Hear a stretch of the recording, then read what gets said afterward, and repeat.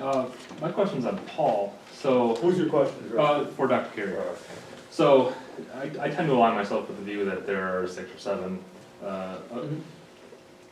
official Pauline writings, but there are scholars that I'm coming across. The one I'm thinking of is Luke Timothy Johnson, who espouses the view that all of them are authentic. I wonder if you can comment on his methodologies, more specifically the errors in his methodologies to reach that conclusion. It's just a huge collection of possibly, therefore, probably fallacies, where he says, well, maybe this, therefore we can conclude that they're all written by Paul.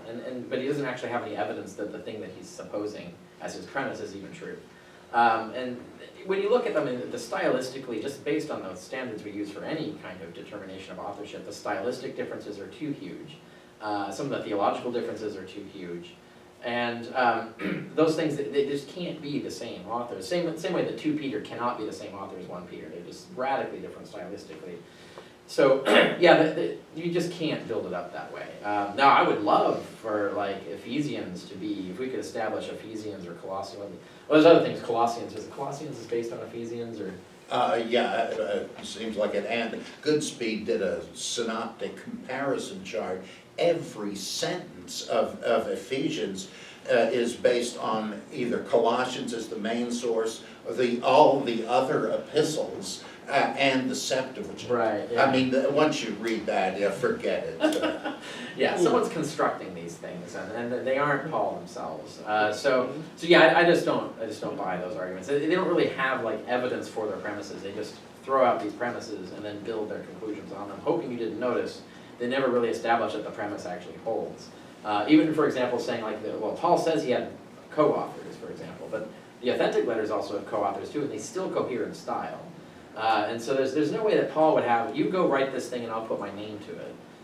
If he has a co-writer at all, they're working together, and you're still going to see Pauline style in it. So the premise that just because he has co-authors, therefore style can vary radically, that premise is not established. We don't have any evidence that that's the case. So that's the problem I have with people who try to get those other epistles back in.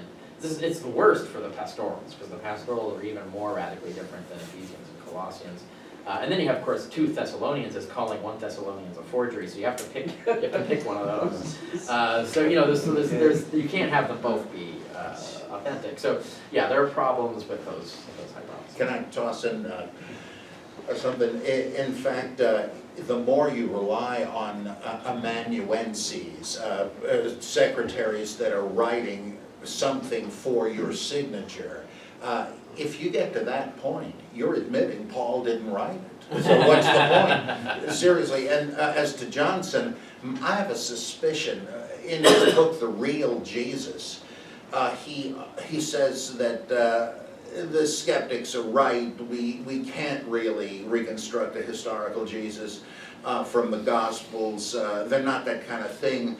But what is the real Jesus? The real Jesus of Christian faith, Orthodox Christian faith, because that's the only Jesus on hand, really. That's the only, like Bultmann said similar things, that it's the preached Christ that's available to us. If there was a historical Jesus, it's irrelevant. He thought there was, but sort of for an extraneous reason.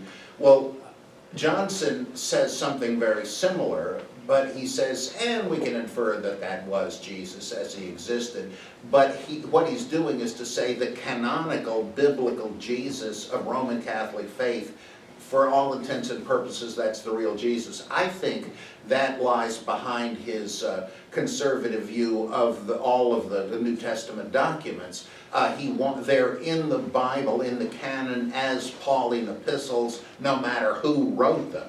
So let's depend on them as we learn them to be Christian scripture, namely by Paul and Peter and all that. I think that's what's going on. It's really not a critical view at all.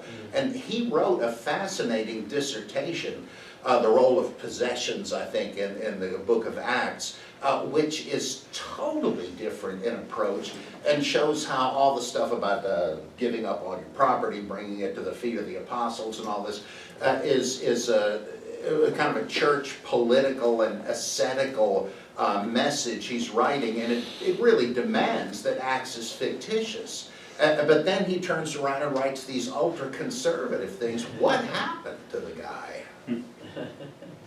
Okay.